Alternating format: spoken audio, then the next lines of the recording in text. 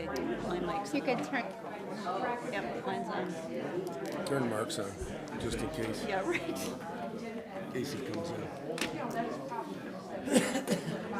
I got 1 minute to go.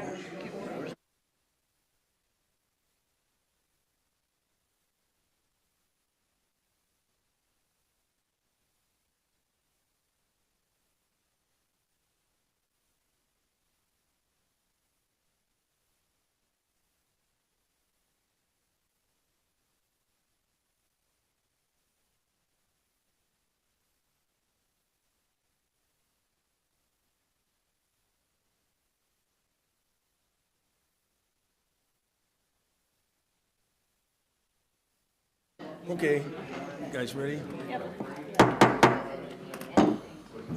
Good evening. I would like to call to order the Board of Supervisors meeting for the wonderful town of Sevastopol, Monday, October 20th, and it is 7 o'clock. So would you please join me in the Pledge of Allegiance? I pledge allegiance to the flag of the United States of America and to the republic for which it stands, one nation, under God, indivisible, with liberty and justice for all.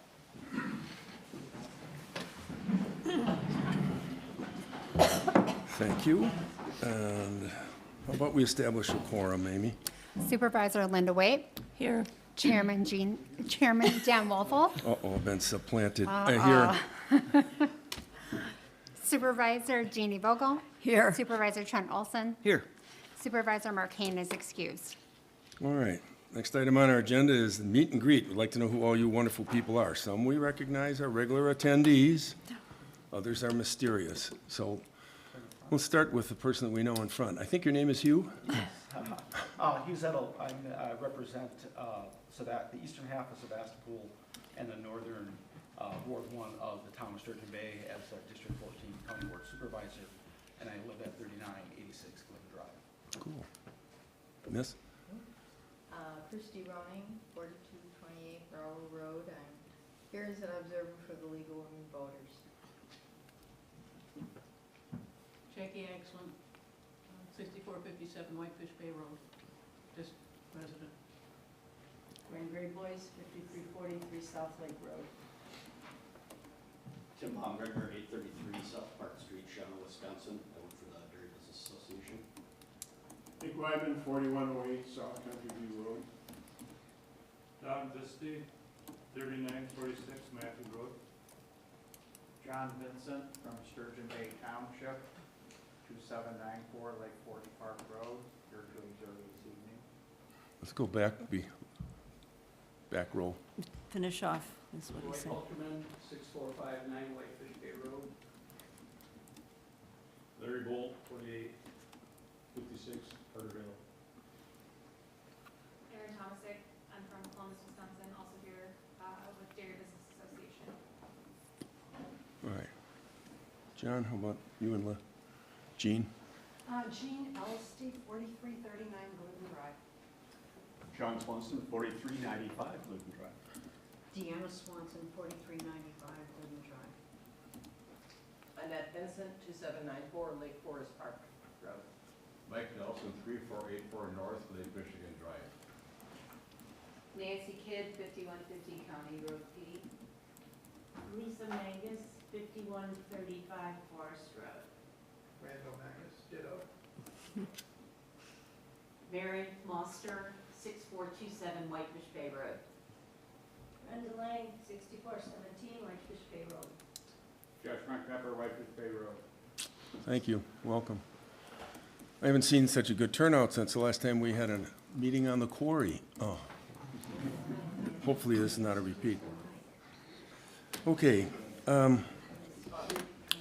Next item on our agenda is public participation, and typically it's for non-agenda items. But I'm going to make the assumption that there's a fair number of you are here regarding the Gilbert Farms conversation. Just for balance purposes, how many would, those of you that are here that are opposed, would you just raise your hand? Okay. And those that are in favor of? What was this? Would you repeat the question, Dan? Pardon me? Can you repeat the question?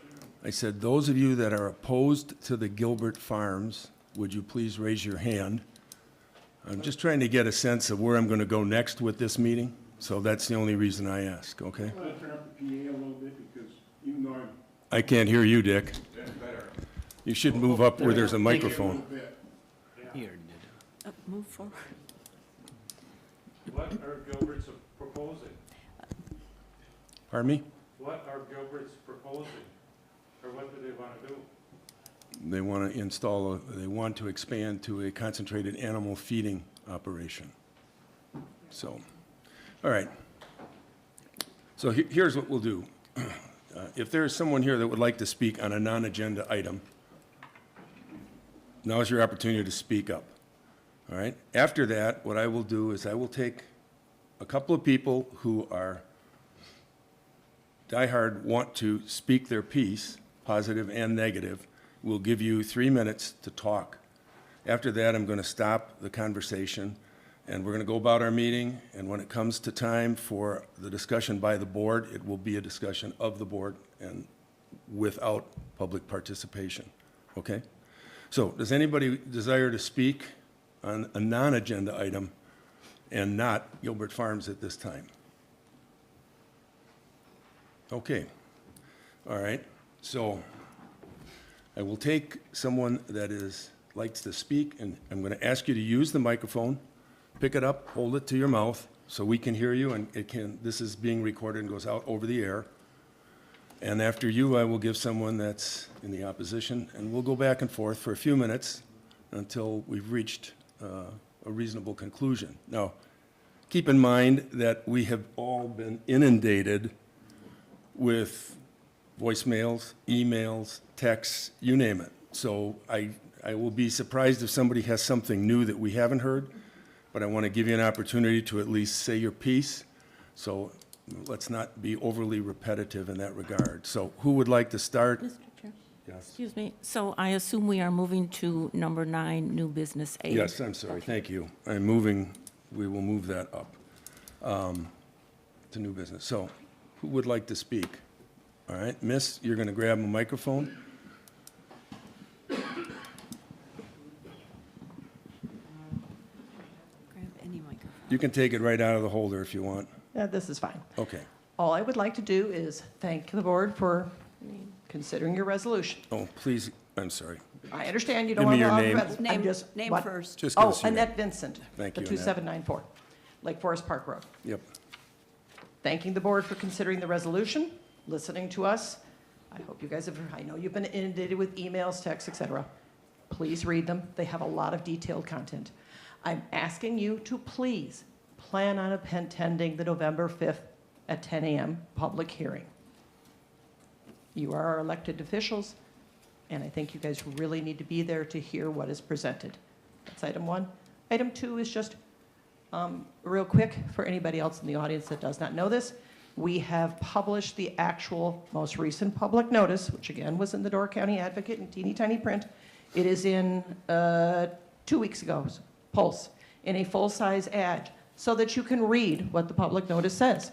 Just want to make sure that people saw it. It's in the entertainment and arts section, I believe, on page 8. It's a light purple. It's a big ad, just so that you can read what's all there.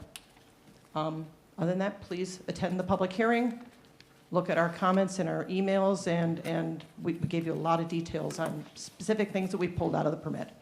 Thank you. All right.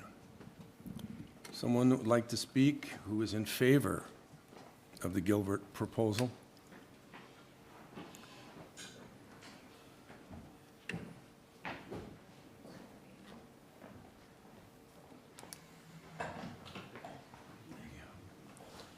Dick Weidman, 4108 Country View Road. I guess I'm representing tonight I'm not in favor or against the CAFO operation.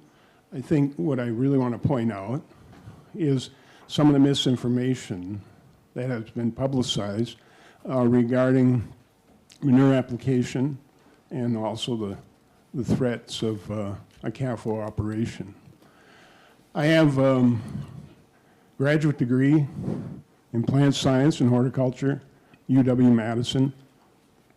I've been the superintendent of the UW Research Station for over 30 years. I have a lot of experience in nutritional science.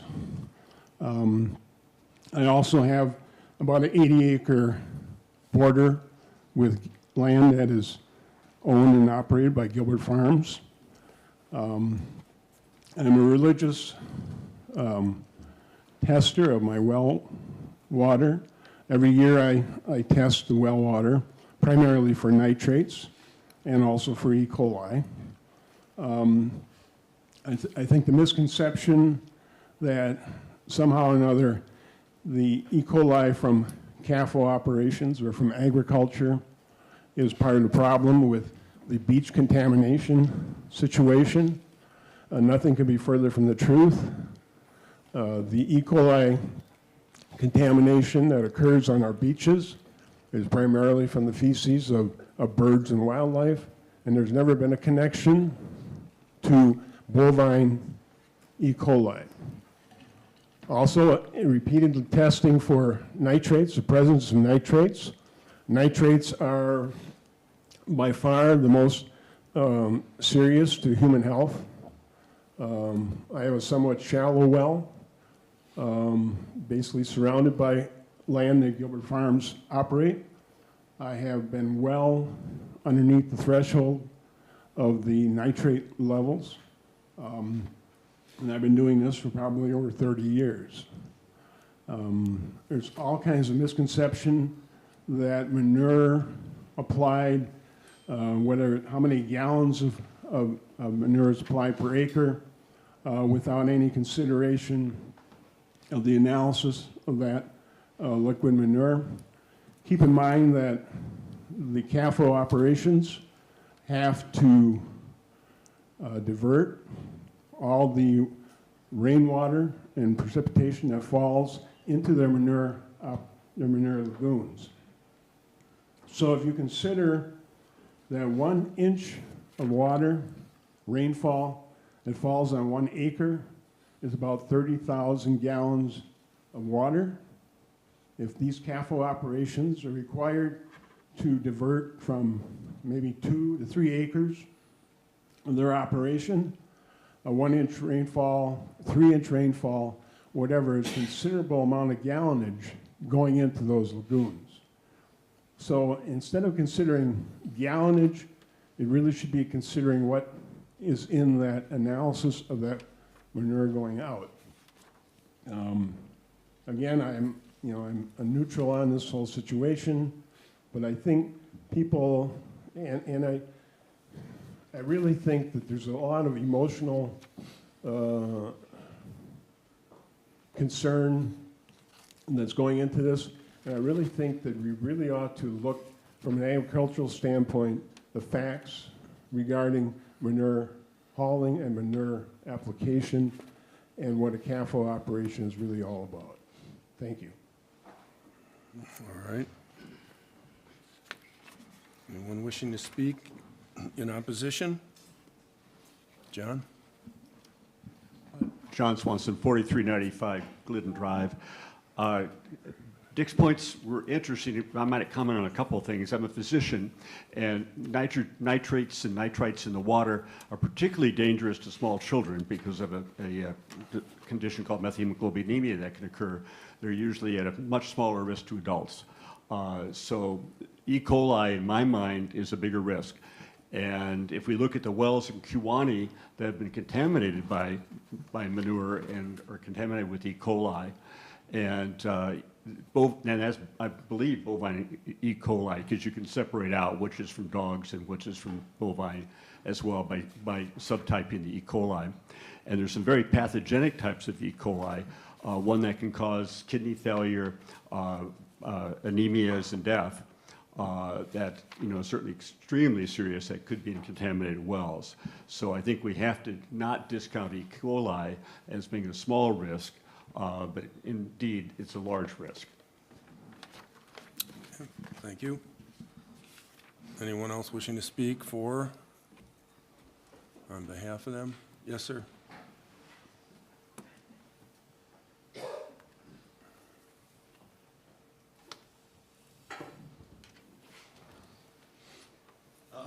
Tim Baumgartner, and from 833 Shawano, here on behalf of the Dairy Business Association. And I actually work with Gilbert Farms. They are members of DBA, and they recently have contracted with us to utilize our permitting service. Excuse me, could you speak into the mic? Can you hear me? No, that's better. Okay, sorry, Thank I you. apologize. They recently, in September, contracted with us to utilize our permitting program. It's not a service that they get for free for being a member or part of their membership dues. They actually pay an additional amount, to DBA for that service. And our service does not replace any of the professionals that they work with, whether that be their engineers or their agronomists or anything like that. It's actually just another resource to help them manage the permitting process. As many of you are probably aware, it is pretty complex. I did submit written comments that hopefully everybody has had a chance to read. So I really just, I guess, kind of want to focus on a couple of things from there. And first one being, I would say, in the spirit of cooperation, the first speaker said that encouraged everybody to listen to the public hearing on November 5th. I would agree with that. I would take that one step further. Unfortunately, the way those hearings are designed, it really is to hear public comments, so you won't hear as much about DNR process in that and what they do, but they do already have it published out on their site. There is a 60-page report that you can access that shows all of their findings, all the stuff that was looked at. One of the things as far as misinformation, I guess, and I did note that, was that there was nothing specific as far as the site itself as the research or the due diligence done by the DNR. This farm Gilbert's are going to have ground well monitoring as part of their permit. That is not something that applies to every permitted CAFO in the state of Wisconsin, but it does apply to Gilbert's and their particular operation. The other one is really the amount of time and effort and due diligence that the family has put into going down the road of getting permitted or trying to get permitted and have regulatory oversight. This, again, you're not going to probably see it at the hearing, but in this binder, there's a report. This is a design report that was done by their engineer. It is 338 pages. Signifies probably almost 2 years worth of work.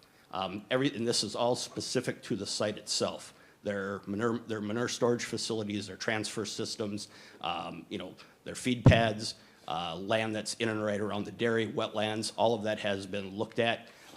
Their engineer has had to submit documentation to the DNR, basically in showing through evaluations, how their existing storage is at, any future storage that they want to build, whether that would be for manure or leachate containment or anything. So it is a very lengthy process. It is a very thorough process, and I wanted to make sure that your town is aware of the amount of work that the family has went through in order to make sure they have done things correctly, that they are looking out for not only their business but also the community at large and the environment.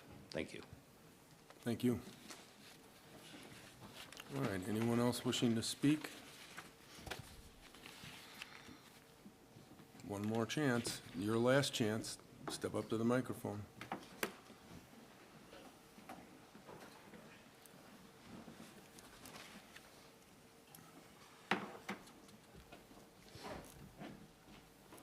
I'm John Vincent. I live at 2794 Lake Forest Park Road, and I empathize with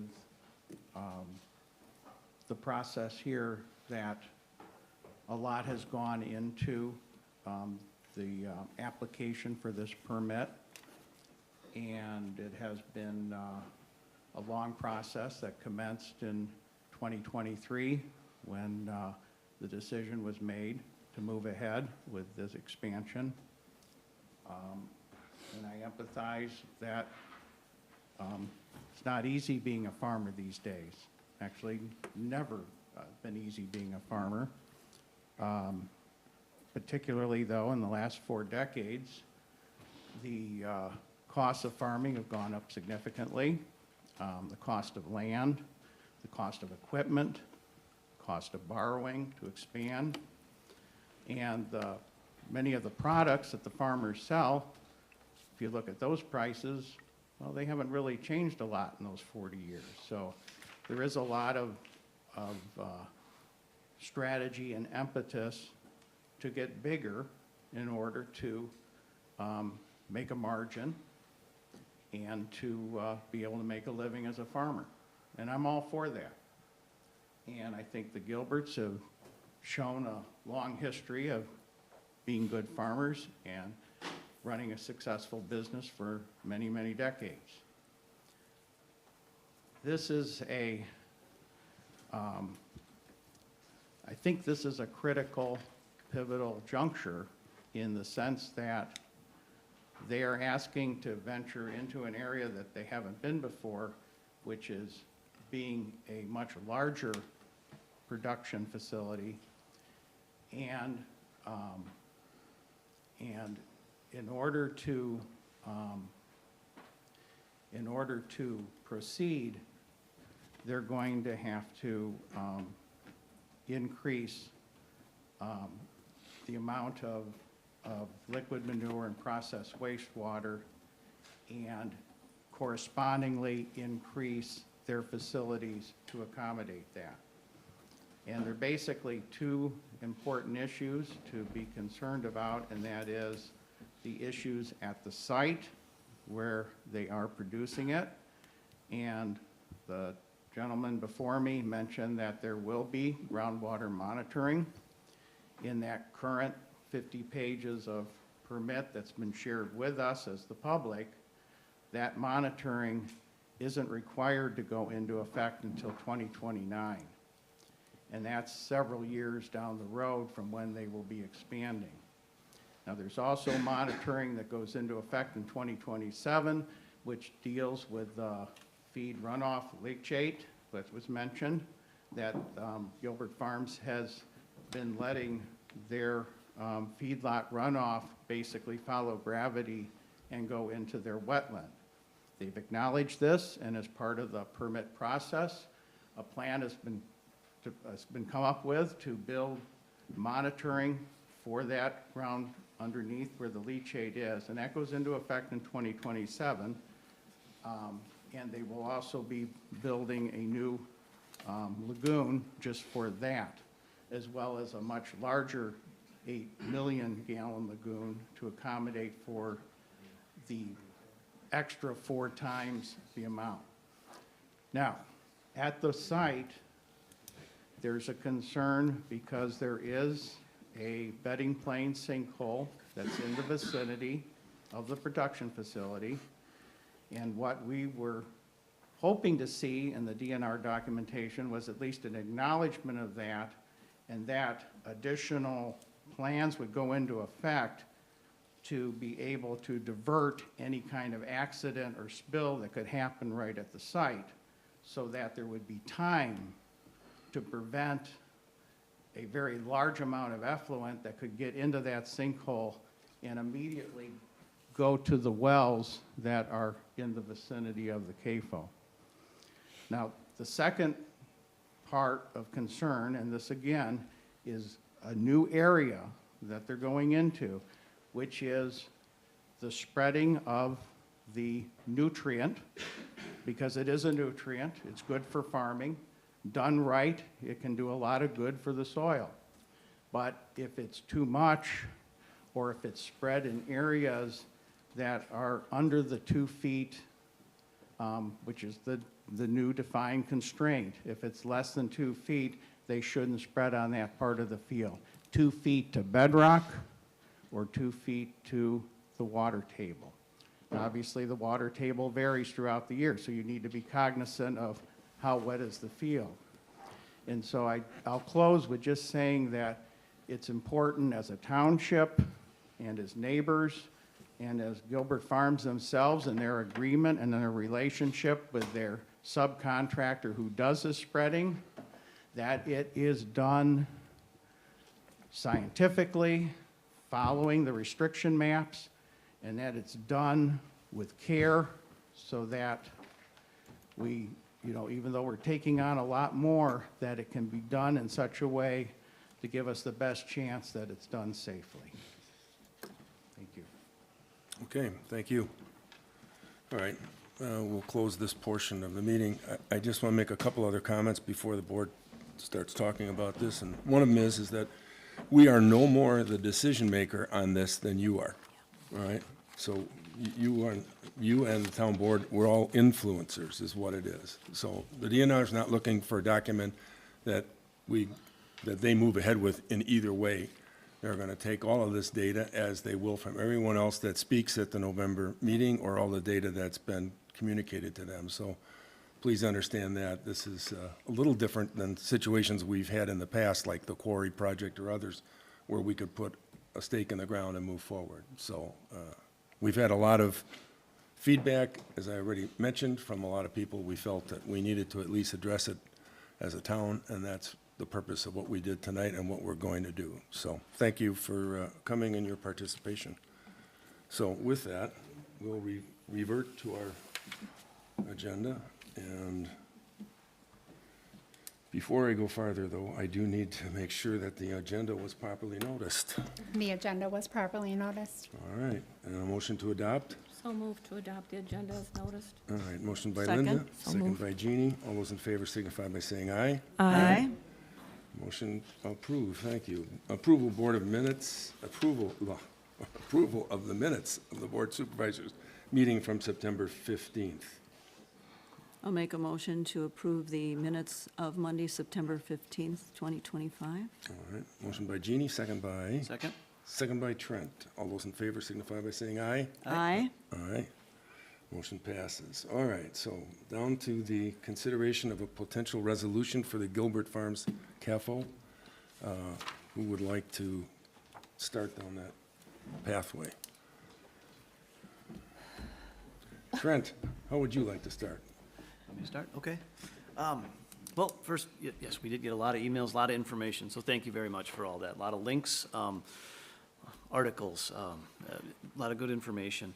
I think, and again, the fact that this is a DNR decision, it's not our decision. So all we can do is give a recommendation one way or another, which the DNR can ignore or do what they want with. I think going to the CAFO puts such a stringent amount of regulations on the property that it seems that it would help to have the CAFO, because now they have to follow all of these regulations. And that's why I'm leaning towards not supporting a resolution against it. Okay.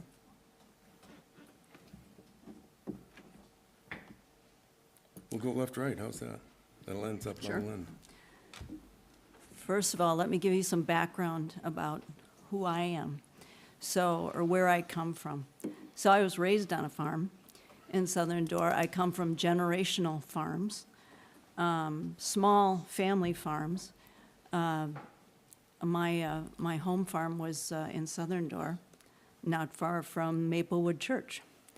And the Polish farm at 42 and 57 is my maternal mother's home farm.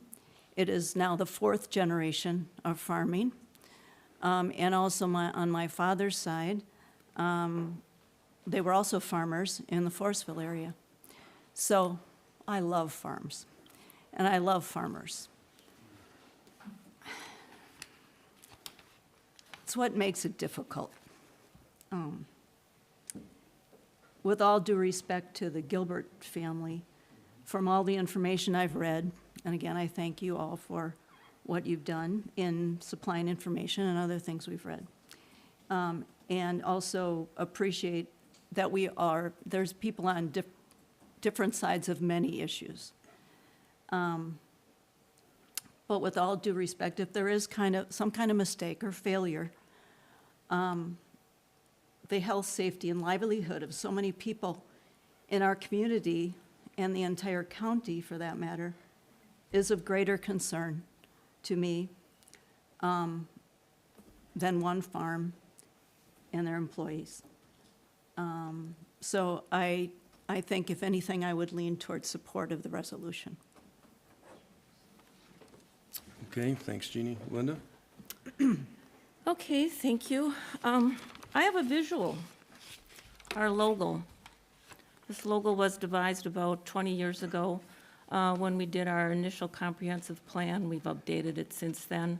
But I always thought that this logo, with the barn and the silos and the water and the waves, was a reflection on our rural agricultural culture, and also that we value our water resources. So, working on the comprehensive plan and future land use, I can tell you that the top bullet point was protect and preserve the rural character of Sevastopol. Another bullet point, third, protect prime agricultural lands and environmentally sensitive areas. Other points, preserving the farmland and protecting the water quality. And I also want to highlight a few items from the from the various correspondence and emails that we received. I believe there was about 50 in opposition and probably 8 in support. The Gilberts did submit a letter, and so I'm just going to highlight a few of the items that they mentioned in their letter. I, too, also grew up on a small dairy farm. So from Tim and Margaret Gilbert, this was in their letter, to remain a viable operation in the dairy industry or any other industry requires a focus on the future and opportunities to make progress. We would like to grow our family farm to ensure we remain financially viable while supporting future generations of our family and families of our other employees. The permit process, we are fully committed to the permit process as to transparency and working closely with the DNR. That was not an inexpensive undertaking, as Mr. Baumgarten explained from the dairy business. The Wisconsin DNR has some of the highest standards for CAFO permitting, and they are also, and the Gilberts say they are committed to meeting those standards. They went on to say that they had worked with a Madison engineering firm for at least the last 2 years. And again, Mr. Baumgartner referred to a 300-page report. I did not look at that, but I did definitely look at their WPDES application.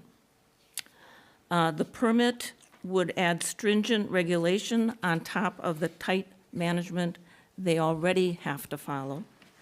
Monitoring wells will be installed to test the groundwater on an ongoing basis. And the Gilberts' parting comments were, please know that we love this community and we care deeply about our neighbors, the environment, our animals, and our family. So that was from the Gilberts. We also received, I'll call it a white paper, from County Board Supervisor Hugh Zettel. So I'll highlight a few of the items that he mentioned. It advocates for approval of the Gilbert Farms to operate as a concentrated animal feeding operation. The permit aligns with stringent state environmental standards, offers vital economic relief to local farmers, and reinforces the foundational importance of agriculture in our community. We have some of the highest environmental standards there are, so, and some of the most rigorous in the nation. Again, I'm quoting from this white paper. And he indicated the commitment by Gilbert Farms to being a responsible environmental partner rather than a mere regulatory compliant entity. There will be strict manure storage enforcement, nutrient management plans, well testing, and even public beach water quality testing goes on in our county. So the Gilbert Farms, again, are committed to sustaining the town of Sevastopol's agricultural economy and heritage while remaining a stakeholder in environmental compliance. And then I'd also like to make a few points from Brittany Miller. She is the DNR specialist that oversees the CAFOs in both Door and Kewaunee County. farms from outside of Door County already apply manure within our county. And again, everybody needs their approval for a nutrient management plan. There's numerous requirements. I mean, there's all kinds of requirements. The DNR is aware of the environmentally sensitive setting on their property and plans to include additional regulatory measures to make sure that they are compliant. And Brittany, I mean, I'll get emotional on this one because she says, farming is more than a career, it's a way of life. Due to the tight margins and high operating costs, expansions are often pursued not only to remain viable, but to improve efficiency and environmental management practices under regulated systems. So, for those reasons, I cannot support this resolution in opposition to their expansion. Thank you. Thanks, Linda. I have to admit, I have no farm background other than drinking milk, just as a, so, anyway. This is not an easy issue to deal with, especially with the information that we've been given. I agree that the restrictions placed on by the CAFO are actually beneficial in corralling some of the problems or potential problems that could exist on the Gilbert farms. I have concerns that they were over the limit a number of years back, that they weren't even aware of the fact that they were essentially operating as a CAFO until the DNR recognized that. It then took them 6 to 7 months to reduce the herd to fall back within the restrictions. So that, I don't know the details of how long it takes to sell a herd or reduce the herd, but I was surprised it took that long, and I'm surprised that DNR gave them that amount of time. I look back on the history of Door County and the numerous articles that have been written over the years about water quality, the problems we've had with our water quality, the efforts undertaken by the county of Door to go through and basically check every single septic system in the county to ensure that it was operating functionally. I was bothered by the fact that there was 2 spills in our county, one at Haberly Farms in 2015, where a contractor who was hauling manure emptied manure into a sinkhole by mistake. To me, even though the best intentions, something like that can happen. So I'm concerned about that. Accidents can happen, no matter what we do. In my 23 years on this board, I've always tried to act in the best interest of the town, and I'm in the position that I don't want to have to go back at some point in time and say this happened while I was here, I supported it. So my position would be that I would be opposed to the expansion, even though I understand the Gilberts and what they're trying to do. I just don't think it's a risk that the county, additional risk that the county should have to undertake. And if in fact there is an accident, God forbid that would happen, it will be a price that will be paid by all of us. It will affect our economy, tourism. It's taken years for us to turn around the perception of our water quality. So I would be opposed to that expansion. That being said, we need to decide, take formal action from a vote perspective, if we want to go one way or the other. So I'll leave the motion up to whomever to go wherever, unless there's any further discussion. Any? Someone needs to make a motion.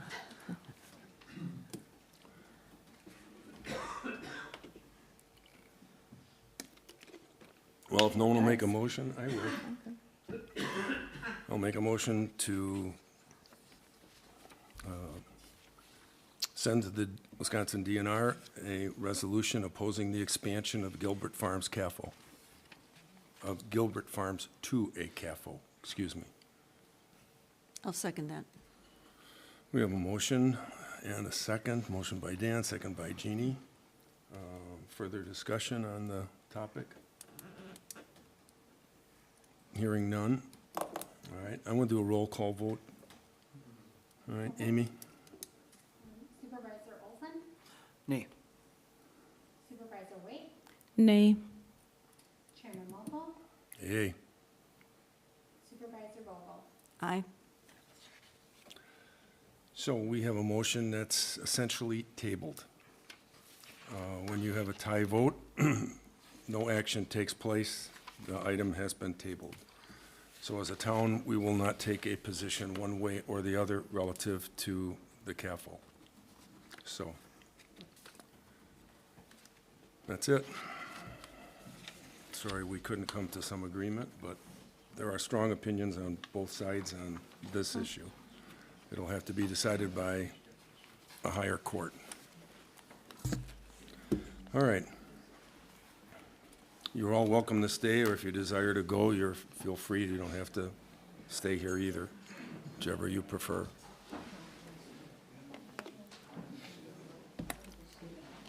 All right.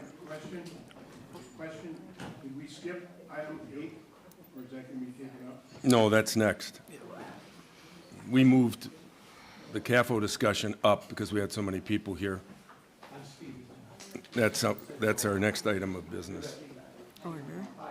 right? You might want to call order.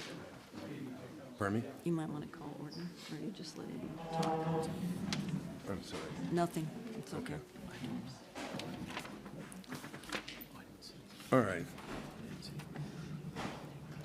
Next item of business is discussion about the intergovernmental agreement with Door County and the town of Jacksonport for Shower Road Rebuild Project. I believe, and there's just a lot of information in here that we have talked about from month to month. This intergovernmental agreement came from the county of Door.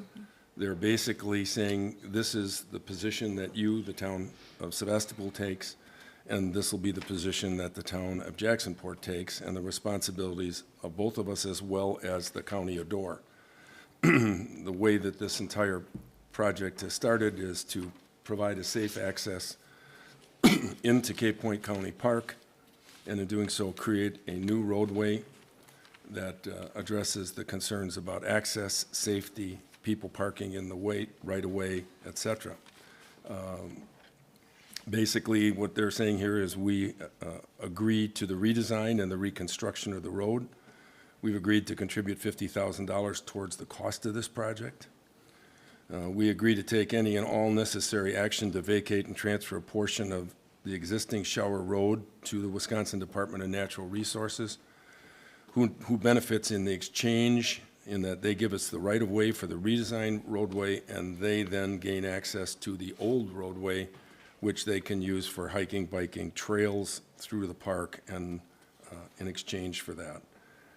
And we also agree to redesign the old, there's a short section of Shower Road that needs to be brought up to Door County highway standards, at which time, after all of this occurs, the road ownership will transfer to the county of Door, and they will be responsible for that portion of the road. And Jacksonport will be responsible for the cul-de-sac on the north end of Shower Road as you exit Cape Point County Park. And then it goes on to say basically what Jacksonport's to do, and which is, of course, it's the same thing: redesign, contribute, accept maintenance responsibility for the road.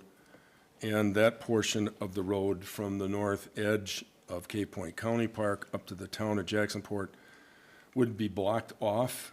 The cul-de-sac would create for people on the north side of it in the town.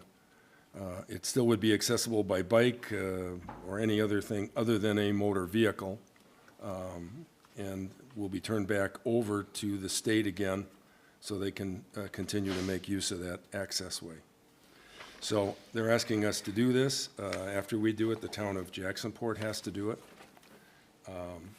and get back to them and send it off to the county, and they'll in turn approve it and send it back to us. I've got to go up here. Oh, you have, just for purposes of discussion, if there's some questions, you have the original proposed costs that we had from the meeting we had with the county here last year. And you also have, just going through all the stuff that's here. You also have a copy of the Community Investment Fund application that Amy and I did and has been submitted. And what was the date, Amy, that we hope to hear back? I believe it's the 7th of November. Okay. We did run this by them in a draft format. We submitted it to them in a final format, and I have contacted the person that's responsible for circulating this throughout their organization, had a discussion to make sure that they understood the finer points of our explanation. I think that was a beneficial conversation, in that they understood a little bit better, even though I think we laid it out fairly well. So really the question that'll come back is, if they grant us some funds, how much? It was one of the single largest application efforts that they've had, $200 and some thousand. 257. Yeah, 257. So I don't know what'll happen if they'll see it's a win-win for everybody involved in this. It's a win for the community because they get access, they get safer access, they get more bike and hiking trails. The DNR benefits, city or the town of Jacksonport. All of us benefit from this. So it really touches on a wide area that I think the Community Investment Fund will find attractive. So we just need to agree to the intergovernmental agreement. If you have questions, please let me know. I have a couple comments, of course.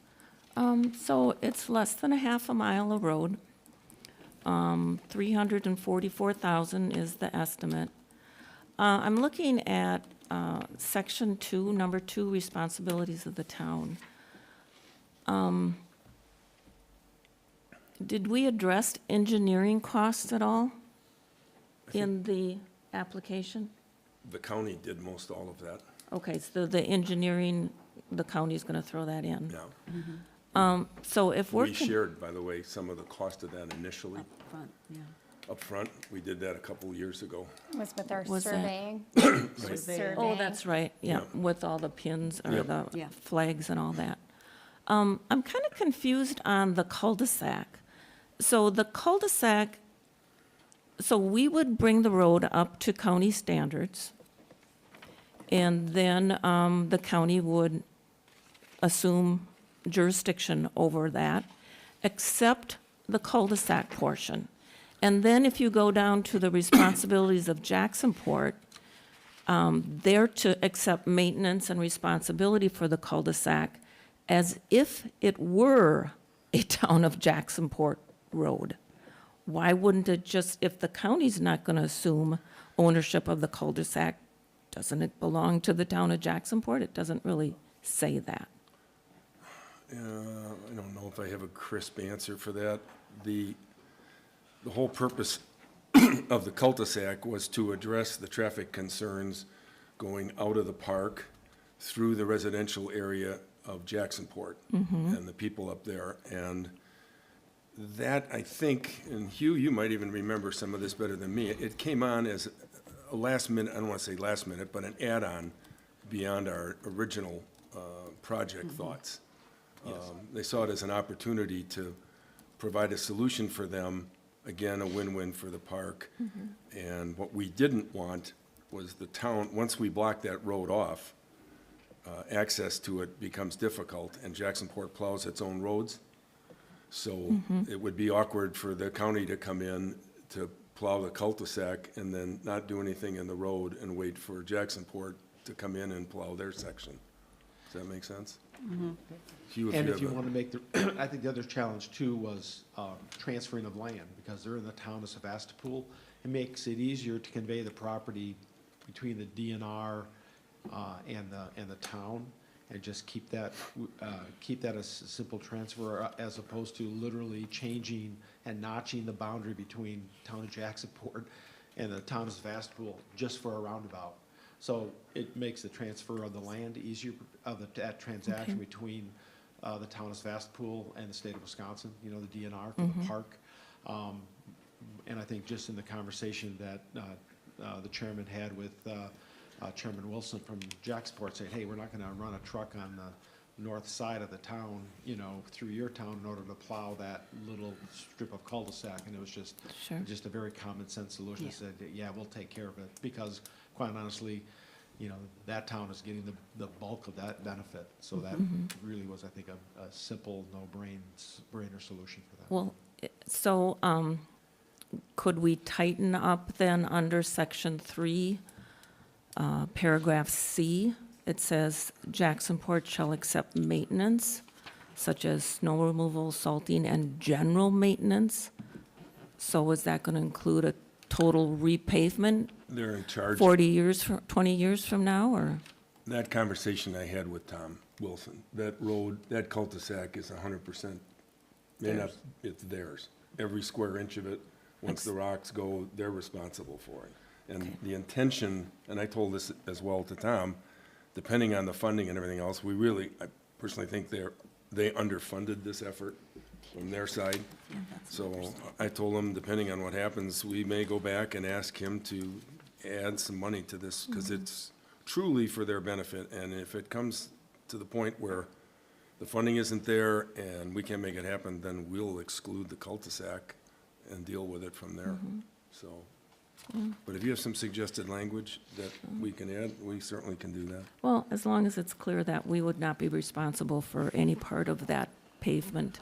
And thank you, Amy, for pulling this together. So the total project, $344,830, and requesting a grant of $257,688. Correct.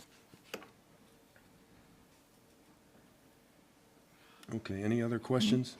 And we do not need to address the abandonment of the current shower road in this agreement. No, we have to go back. That will be with the DNR directly. We have to go and do that with the DNR to transfer all of that land, as they would have to transfer the new roadway to the county. So, yeah. Okay, thank you. Any other questions? If not, a motion to approve, and I'll tell you what, if we decide to approve this tonight, I will just add that the necessary verbiage, just say that this pavement's owned and operated exclusively by them. Yep. So. I had a couple of questions asked to me about the $50,000, is why would we put money out to improve the road to then give it away? But really, the idea is, we're gonna have to repave that entire road at some point anyway. So whether we spend the money to improve the road, or whether we spend the money to repave the road, that money's gonna have to be spent either way. Right. And we could go it alone. Yeah. But we would never address the standards for safety and access. We would basically do what we've already done, which I think was I think the estimate's in there for $168,000. So, yeah, you're correct. Yeah. Selfishly, I got the motorcycle license this year. I love driving down that road, and I'm gonna miss it, but it is the best thing for the town, for both towns to do, I think you including could the DNR and the probably state. go through there and just hopefully not get caught. Okay. I mean, you could get We're not between gonna take that as stones. legal advice. Oh, yeah. All right. Okay. Yeah, all right, thank you. Anything else? A motion to approve this then would be, Yeah. I'll make a motion to approve the intergovernmental agreement regarding the Shower Road redesign and reconstruction project. motion by Trent, second. Second. Second by Jeannie. Any further discussion? If not, all those in favor signify by saying aye. Aye. All right, motion approved. Amy will work on that little bit of verbiage and then shoot this back to Tom and the county. All right. And hold- thank you for all the work on the cross your fingers on the Community grant. Yes, Foundation. very nice. I mean, Application. writing grants is not easy. There's a lot of Very detailed good. information, very Yep. well done. Thank Yeah, you. if anybody would like to write a grant for the town in any purpose, any of you in the audience, feel free to step up. We'll be glad to take advantage of your skill. All right. Meeting schedule. Got to catch up with my stuff here. Ordinances and resolution. Sorry, so many pages of this.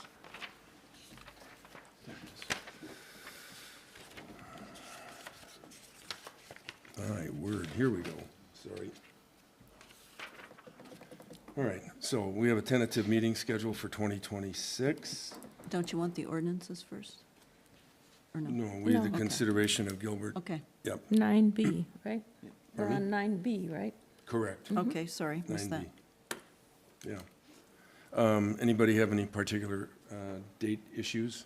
Anything that needs to be changed? I know that Ms. Flock checked any conflicts with Wisconsin deer hunting, and we have none that particular year, and the next, probably the next year it'll bounce back, but not at this time.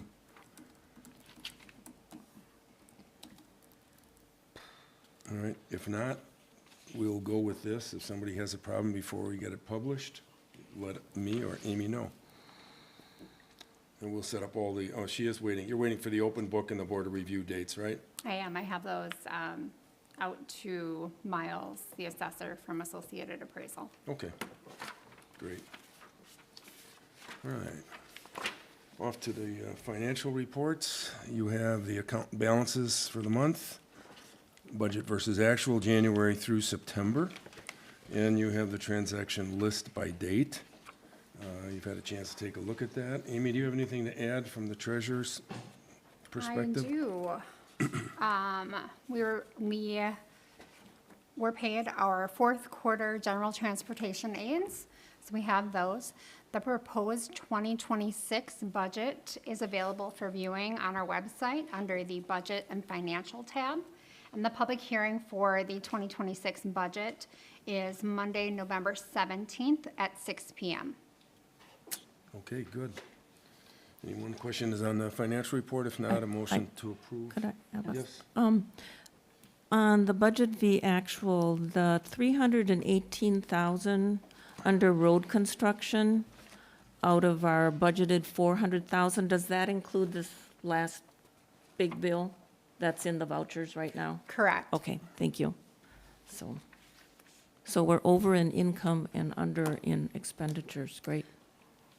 But I'm sure there's more bills coming. Oh, great, okay, well, that's great too. They're always, Just so you know. they're always so far behind. I don't know why, but they are, so. Okay, so any further questions? If not, a No. motion. I'll move to accept and approve the financial reports for September 2025. Motion by Linda, second by Second? Trent. Approve the financial reports. All those in favor signify by saying aye. Aye. All right, that's taken care of. Vouchers, bills, and claims. Everybody's signed those?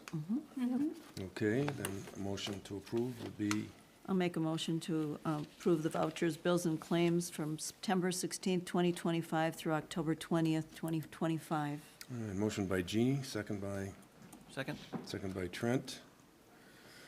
All those in favor signify by saying aye. Aye. Opposed, none? Okay, good. Committee reports, or commission reports. We have the Park and Rec meeting from Wednesday, August 20th, which is the only formal minutes. And does anyone have any oral committee reports that they would like to make? Linda? If I could comment on the Tourism Zone Commission. So we had our meeting last Thursday, and in your packet or at your desk tonight was a request from the zone, the tourism zone, for any input from municipalities regarding the 2026 budgets for both the Tourism Zone Commission and Destination Door County. So the items there of interest would be establishment of a capital plan. That's for Destination Door County. I know they want to do a significant remodel of their existing premises out on Green Bay Road. So we asked for a capital plan going forward on other major expenditures. And then listing all revenues, so not just room tax that they collect, but also their advertising, any type of income, marketing share that they would receive. So we've got a nice transparent picture of what the revenues are. Target reserve, again, if they have a carryover, use that for their budget as opposed to assessing more. Direction of 1 million to the Community Investment Fund, as you all know, and from the grant that we were submitting for Shower Road, we have been successful on, I think, a couple grants, and it's been a great benefit to the municipalities. One of the questions that did come up was, instead of awarding so many projects, could they reduce the number of projects down for if there was a dire need? Like Shower So, Road. yes. So we would get the full 257,000 as opposed to 100,000. There's no limit and there's no minimum, so that might be something that we want to suggest to them. I don't quite understand utilizing current reserves to reduce the amount of room tax requested, because they automatically get 70% of our room tax. So I don't know how we could that's a given. possibly adjust Yeah, that. no. They automatically get 70%. So that was that. And then as far as the zone meeting, I asked the question, municipalities are in the process of doing their 2026 budget. Did they have an outlook for what revenues might be for 2026? No, they don't. But they did do better than expected in 2025. So I'm hoping that that trend continues because it is a large portion of our budget, 200,000 or so. So, I think, and the movie. So you all know there was a movie filmed in Door County, right? And it was supposed to be called Door County Cherry Pie or Door County Cherry Christmas. Well, the higher-ups, the movie company or whatever, said, no, it has to be called Wisconsin Christmas Pie. So the reference to Door County is out. As you know, the Door County Community Auditorium offered 3 showings. They're all booked up. So I asked if they could maybe reach out to our cinema and show it there. I'd even pay admission to see it. Otherwise, it's streaming on some of the channels that I do not Hulu. get. Didn't If you they have also- Hulu, you can watch it. American Family Theater or something? Yeah, it's a station on Hulu, I know that. Yeah. Didn't he So, also say that they were looking into other venues? And I know you mentioned the theater, but didn't he say they were actually looking into a venue? I don't know. That was John Yeah, John- Jarish from Destination, so Yeah, I'm not Jar- sure. We have John a said that. popcorn machine. Yeah, and I make really good popcorn. so- Yes, could we volunteer for? Let me back up if I Oh. can to the tourism zone, Linda. So are they looking for input from, I didn't have a chance to read through this all, so are they looking for input directly back from the board as to the priorities of these listed activities? Sure, because they're gonna hope for the budgets by January 1st. We did not make that last year. I think we ran like into February or something. But,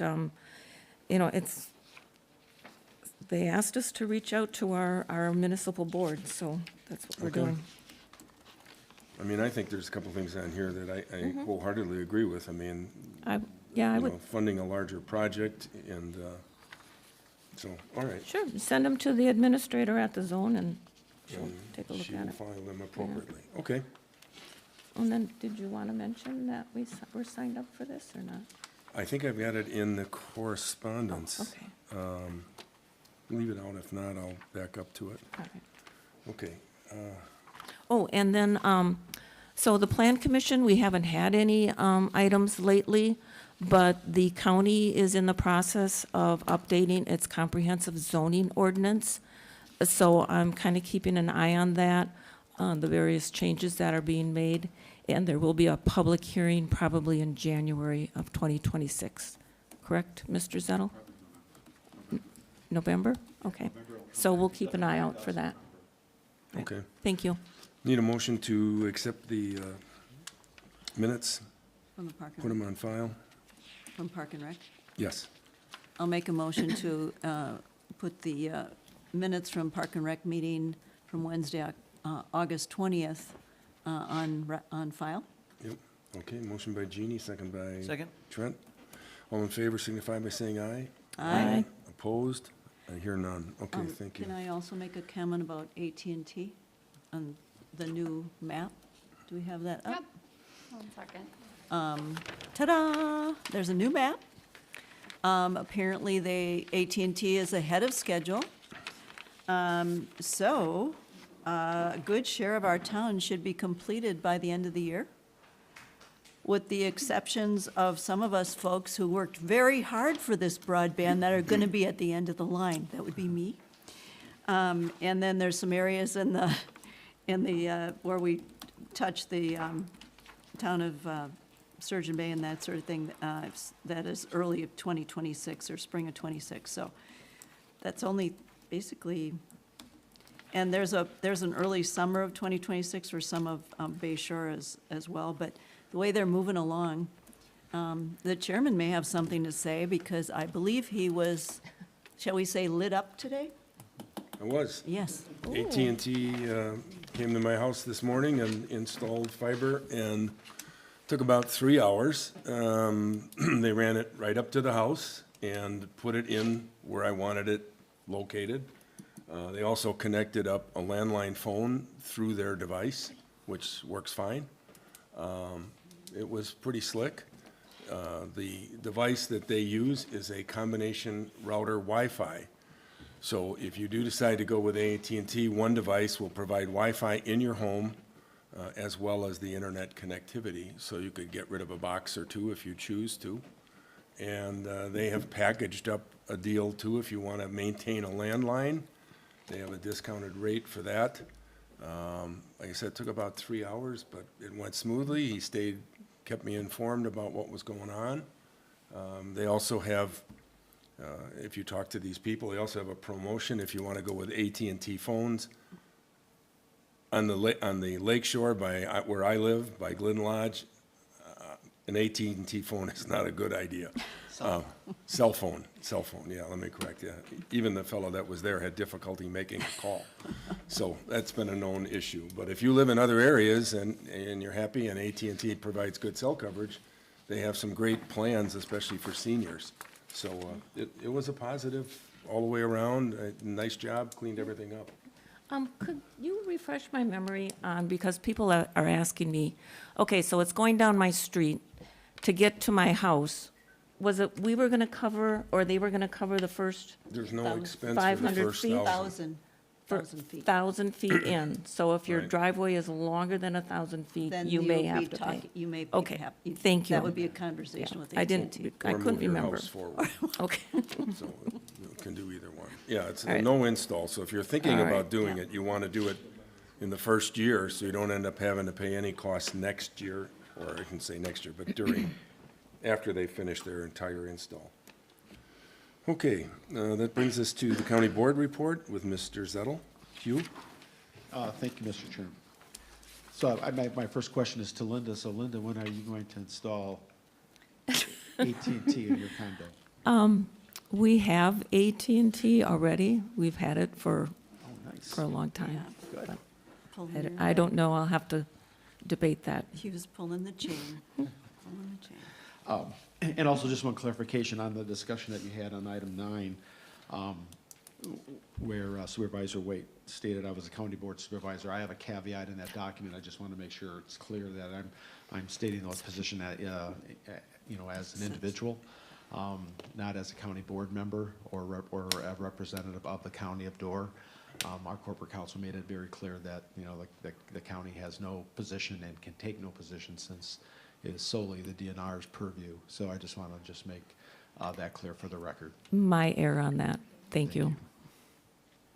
So with that, on the county board level, a couple things I want to touch on. One is we're hot and heavy in budget activities. Probably the biggest challenge we're trying to address is some exorbitant increases in healthcare costs for the county. Relative to, we're the county self-funded. I think it's somewhere between a 16 to 19% increase if we look at where plans are. So there's everything from reinsurance, looking at carriers, working with our partner or with Door County Medical Center relative to bundling of services that can help us reduce costs. And that'll be a discussion with the Joint Admin and Finance Committee tomorrow, as well as the Finance Committee in a separate meeting to try to see if we can find some ways to reduce that overall cost burden. As far as reports, at that last meeting, there was an update done by the Tech Committee on the Towers project. I know they're working now that we've updated the ordinance relative to the to a government entity being able to purchase smaller parcels of land. They've moved forward with some discussions, I know, with the Sevastopol School District to look at the potential purchase of some land for a tower on the school property. In addition, there is a tower in Ellison Bay that supports not only county but also state patrol and other state entities, and putting the new technology on that. Putting that new technology on the tower would cause structural challenges just because of the weight. So they're looking at potentially 2 additional sites in order to site the antenna to support that coverage in the Northern Door area. The total project cost now is close to, I think, $29 million. I think 2 years ago it started somewhere around 25 to 26. So it's increased. I think part of that is land acquisition. Part of that is also technology cost increases. So as soon as we get the land acquisition stuff done, then we'll move forward to the next phase of figuring out what the cost will be from a equipment perspective, and then look at the timing for issuing bonds for the portion that we won't pay with funds that we have in our unassigned fund balance. So hopefully we'll have a couple interest rate reductions in 2026 to help us along with that. On the ordinance side, we voted on the text amendment change to the Door County floodplain zoning ordinance. We went through this once already. What had happened was the DNR made a mistake relative to a date on some of the maps for the floodplain.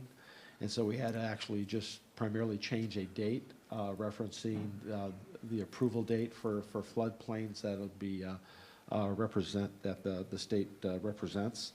There were also a couple to why, since we had to do a public hearing for this, we also updated the document where there was some repeated text, and then we also added one area for not historical, but properties that were non-compliant, grandfathered properties that were non-compliant relative to with the new floodplain. They may have to make certain structural changes if they make additions to the building. One area that was omitted that we added and that the DNR supported was treatment of propane tanks, moving those appropriately. So that was a change we just noted because, having a propane tank in a floodplain is probably not a good idea.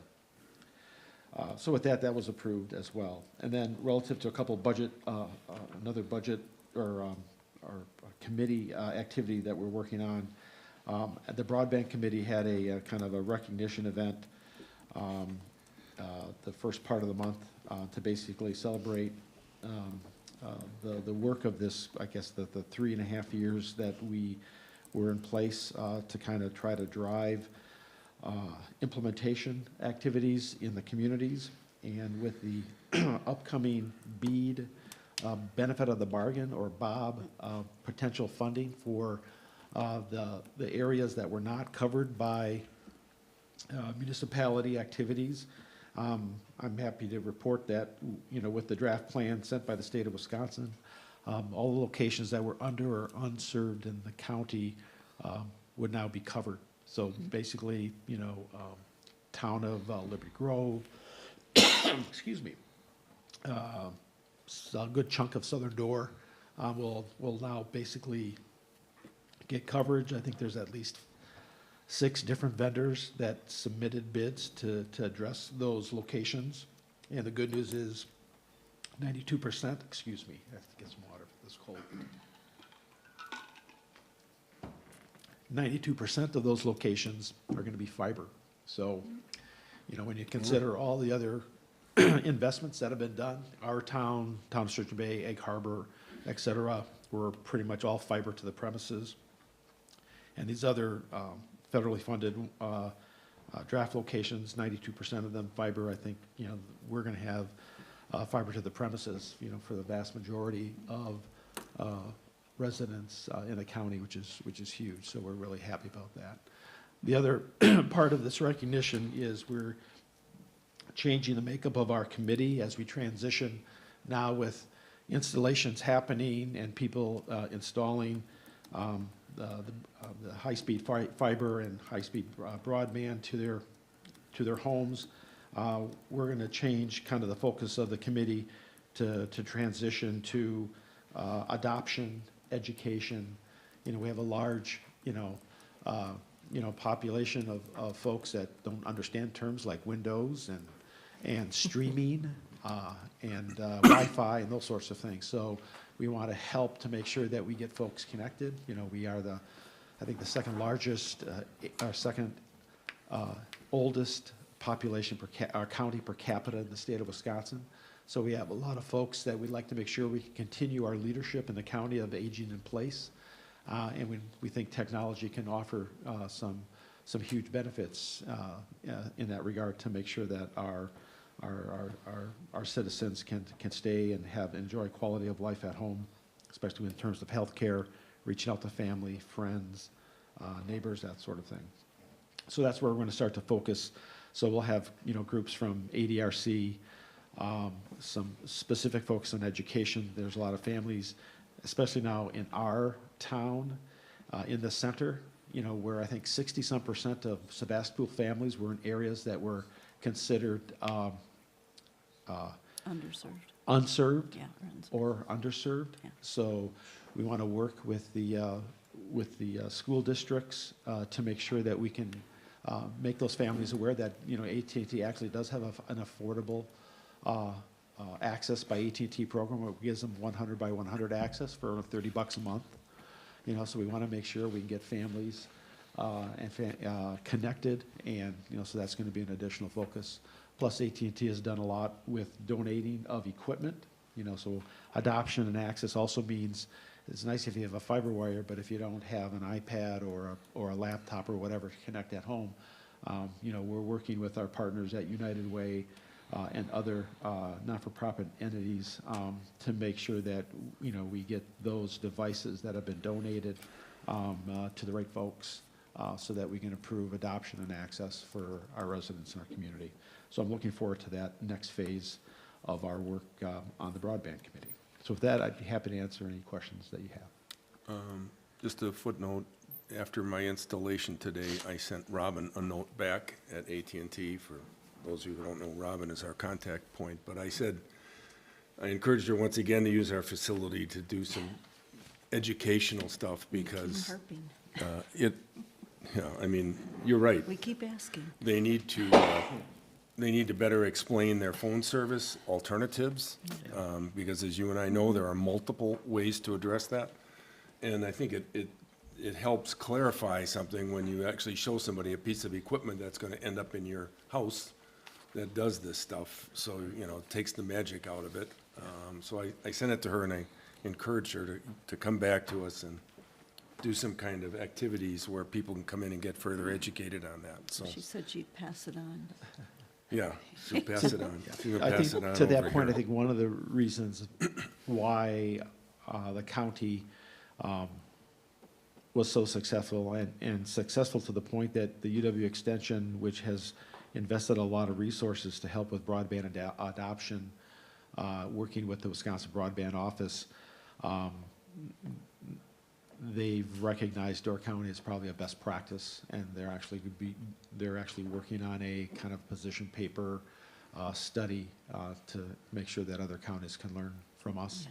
And I think the big thing on the adoption is, much like the work that was done and the great sharing we had by the various municipalities, that had, that Jeannie would work with, whether it's Kirk Kiefer and Bailey's Harbor, Robert Cornell and Washington Island, the list goes on and on.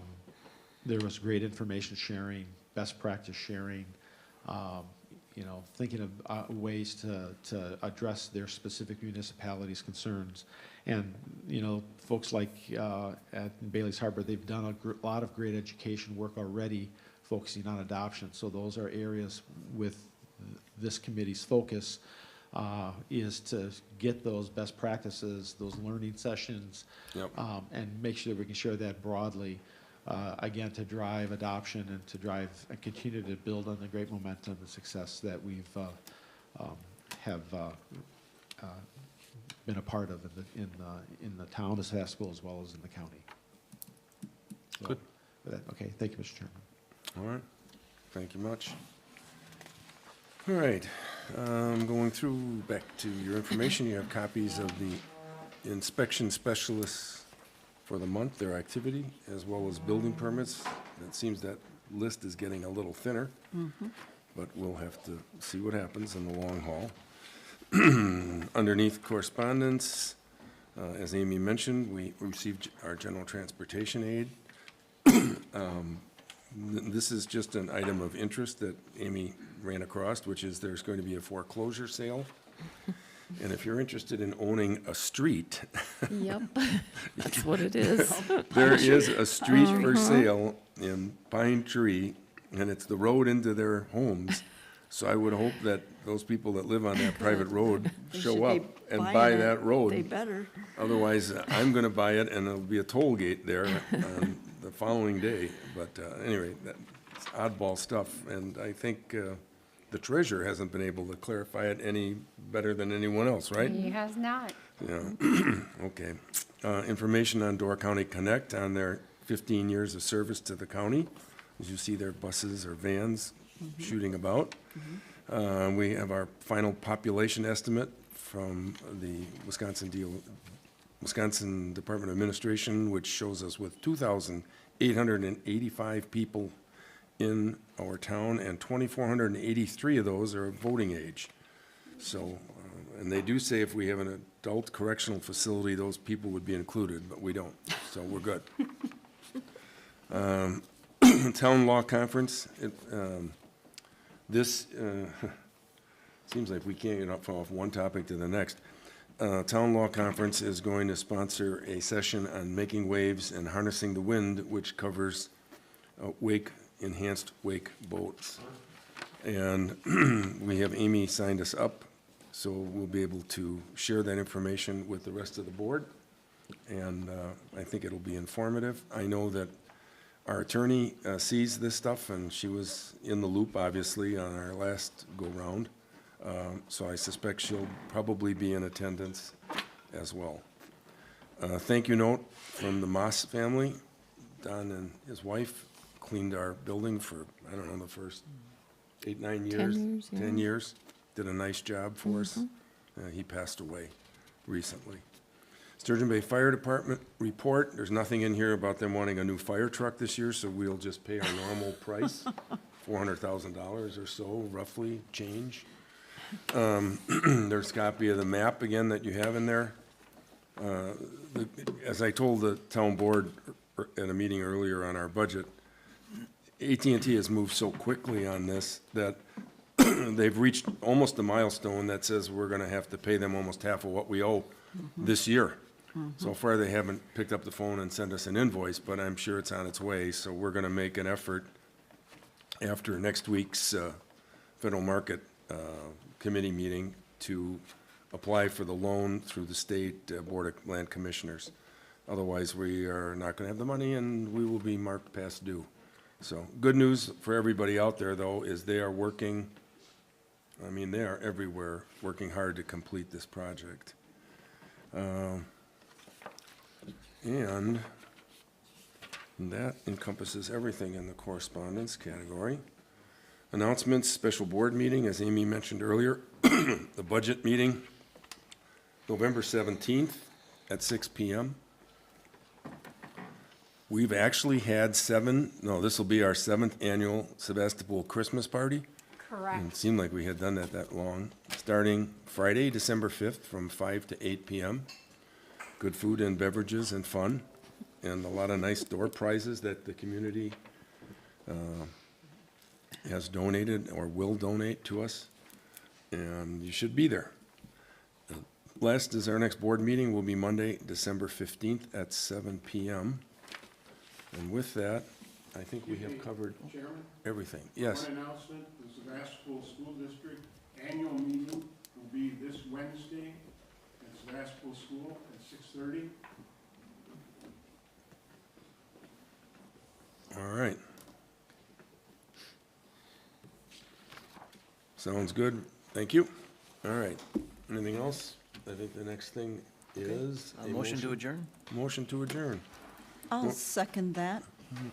Thank I you. didn't even get to Didn't you say do who. it? did I it. thought you said motion to adjourn. I did. He did? Yes, he did. I didn't even get to say Trent Well, made a let's motion. get on with And Jeannie, okay. All those in favor signify by saying aye. Aye. We are adjourned. Thank you and good evening.